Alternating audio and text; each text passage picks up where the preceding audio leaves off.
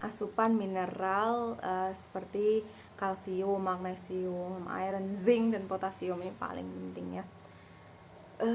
Oke. Kalsium biasanya didapatkan dari susu. Ada pula yang langsung makan tulang, ada nggak sih? Kayak presto gitu, kayak ceker di presto. Ada anak-anak yang suka ya.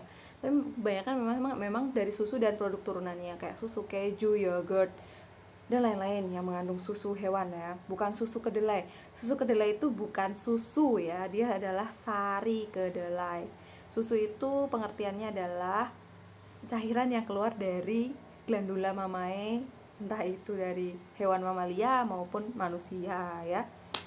Oke, ada iron. Iron itu zat besi. Zat besi ada dari kangkung, ada dari bayam, yodin. Nah, yodium itu yang kemarin kita bahas ya, ada beberapa kelas yang membahas yodium di garam. Nah, itu juga penting mineralnya untuk tubuh. Kemudian ada fluorin, fosfor, potasium, zinc, selenium, and sodium. Sodium itu ada yang tahu MSG kan? MSG itu kan singkatannya monosodium glutamat. Nah, ternyata di MSG itu atau di micin itu juga ada sodium, mineral yang kita butuhkan. Jadi jangan terlalu alergi sekali ya dengan micin. Tapi tapi susahnya tuh apa? Kalau makan micin sedikit itu anak-anak biasanya tuh ketagihan, nagih. Jadi yaudah dah, sodium itu bisa dari yang lain, bisa dari garam, natrium, NaCl kan, natrium klorida, itu juga sodium ya. Oke. Secara umum fungsi mineral itu untuk menjaga keseimbangan asam basa tubuh, katalis reaksi-reaksi biologis, komponen dari bagian-bagian tubuh yang penting, menjaga keseimbangan air, transmisi impuls saraf, mengatur kontraksi otot, dan membantu pertumbuhan jaringan tubuh. Makanya dari itu mineral itu sangat penting, apalagi di masa pertumbuhan. Nah, kalau nggak bisa atau susah sekali makan buah dan sayur gimana? Ya harus disuplai di mineral dan vitamin dari luar. Misalkan dibelikan suplemen-suplemen. Ada banyak ya sekarang suplemen anak ya. Tapi kan kita nggak tahu nih dia tuh kekurangan vitamin apa sebenarnya. Dan kalau mau tahu dia kekurangannya apa atau vitamin apa yang kurang, mineral apa yang kurang, itu pasti ada gejala-gejala yang itu tuh kadang sudah terlambat gitu. Jadi lebih baik di saat dia belum terlambat mungkin diberi suplemen, itu juga baik. Ada mineral oil nih. Kalau mineral oil di sini ini fungsinya untuk memperlancar pupuk ya. Oke. Sekarang masuk ke metabolisme gizi. Semoga nggak terlalu panjang ya videonya. Oke.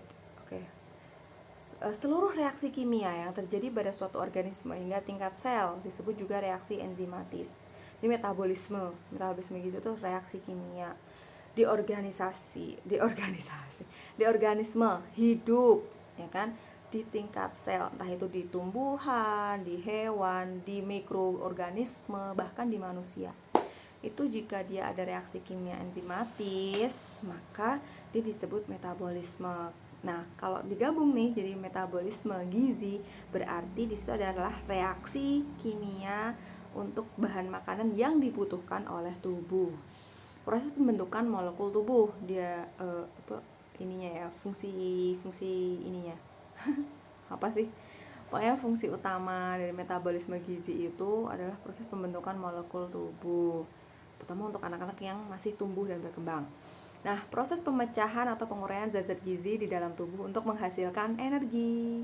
Itu juga salah satu tujuan dari metabolisme ini. Yang pertama pembentukan molekul tubuh, yang kedua memecah atau mengurai zat-zat gizi untuk menghasilkan energi, jadi untuk kegiatan sehari-hari. Nah, metabolisme itu dibagi menjadi dua, yaitu katabolisme dan anabolisme. Katabolisme itu dari molekul besar dipecah-pecah dengan enzim menjadi molekul kecil.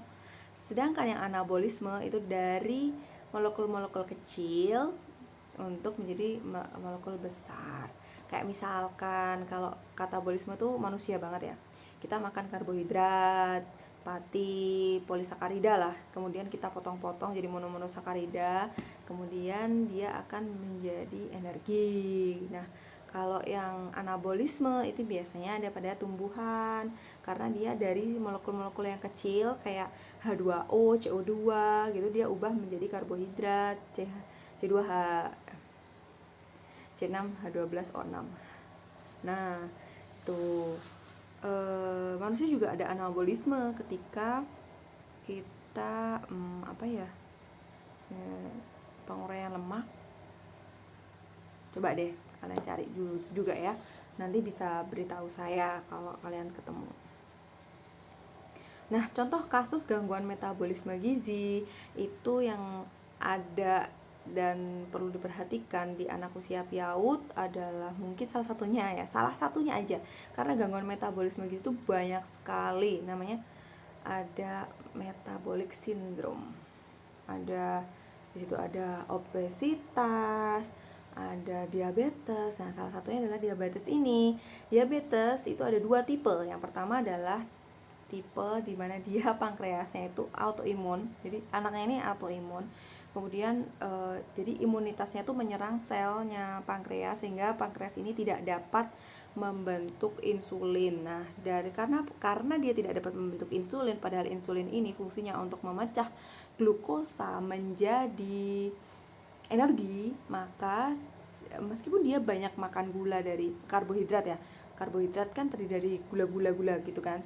Nah, meskipun dia makan banyak karbohidratnya ini tidak dapat diubah menjadi energi sehingga gula darahnya naik. Jadi kalau kalian pernah lihat ada cairan yang di situ banyak sekali gulanya, kan dia kental tuh. Nah, darah kalau banyak gulanya juga gitu, dia bisa kental. Nah, kalau darah kental tuh gimana? Ya banyak sekali proses-proses metabolisme yang terhambat gitu. Nah, ini akan menimbulkan banyak masalah. Nah, sehingga metabolisme itu memang harus baik. Jadi gimana solusinya untuk anak-anak punya diabetes tipe 1 ini? Nah, kalau ya harus ada suntikan insulin dari luar karena dia sendiri tidak bisa produksi. Padahal insulin ini sangat dibutuhkan oleh tubuh, gitu kan? Sehingga ya udah, dia setiap sebelum makan dia injeksi dulu di sininya, di jarinya biasanya ya. Dia suntik insulin. Setelah suntik insulin, kemudian dia baru makan. Nah, setelah makan, maka dia akan bisa tuh mengubah karbohidrat menjadi energi. Oke, untuk tipe 2 itu biasanya dialami oleh orang yang lebih tua. Karena ini ya, sel beta pankreasnya itu rusak. Sehingga awalnya dia bisa bikin insulin sendiri, terus lama-lama karena dia rusak sel beta pankreasnya, jadi dia nggak bisa lagi. Nah, salah satu tanda-tandanya adalah ketika seorang yang awalnya gemuk sekali, kebanyakan gula ya. Kebanyakan gula kan nanti di metabolisme jadi lemak tuh. Kalau kebanyakan ya, kalau nggak diubah menjadi energi, dia akan disimpan oleh tubuh menjadi lemak di jaringan adiposa yang ada di bawah kulit. Jadi dia mengembang. Nah, lemak ini bukan kok lemak sih. Jadi diabetes tipe 2 ini dia ciri-cirinya adalah ketika orang yang gemuk terus tiba-tiba langsung kurus, jadi cepet banget kurusnya. Nah, itu perlu dicurigai ya. Nah, tanda-tanda lain adalah dia yang sering haus, dia sering makan, dia sering buang air kecil, terutama sehari bisa 10 atau 15 kali gitu.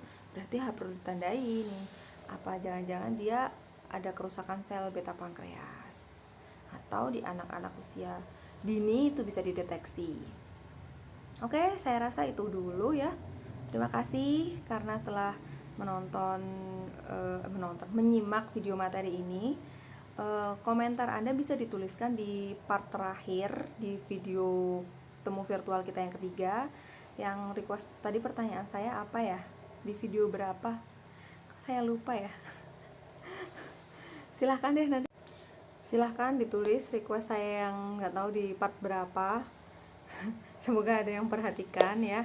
Terima kasih atas perhatiannya. Kita ketemu di jadwal kuliah kita dengan diskusi kita yang tentang komponen gizi dan metabolisme gizi tubuh. Terima kasih. Wassalamualaikum warahmatullahi wabarakatuh.